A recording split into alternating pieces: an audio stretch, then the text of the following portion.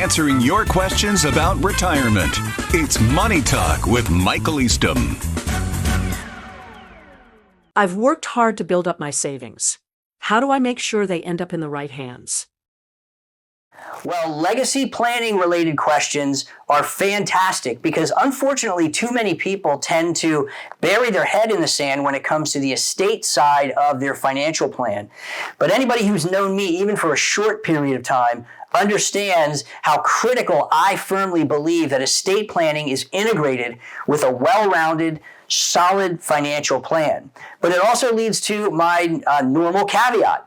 I am not an attorney, and I don't play one on TV or on the internet. So nothing that I say can be construed as legal advice. Now, having said that, legacy planning is a critical part of the financial plan, and it's something that we talk about quite frequently. But it begs the question, you have to look at several different ways to look at your individual situation, like complexity. If you have a very straightforward situation, well, then it might be real simple to construct a plan that makes sure that the money gets to the right people or the right institutions after you're gone. Could be something as simple as just having a baseline trust that's set up that passes funds on to your direct beneficiaries or your preferred charities.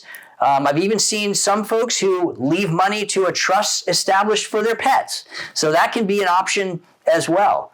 But for folks who have a more complex situation, well, it means that you have to think about fairly complicated structures that can be very beneficial, not only from a tax optimization standpoint, but also from a legacy optimizational standpoint. And that can involve certain things like an operating LLC or an S corporation or a holding company that you set up within the structure of your overall estate plan that perhaps are beneficiaries or successor trustees in your estate plan. So those can get a little bit tricky, but again, it depends on the complexity of your situation.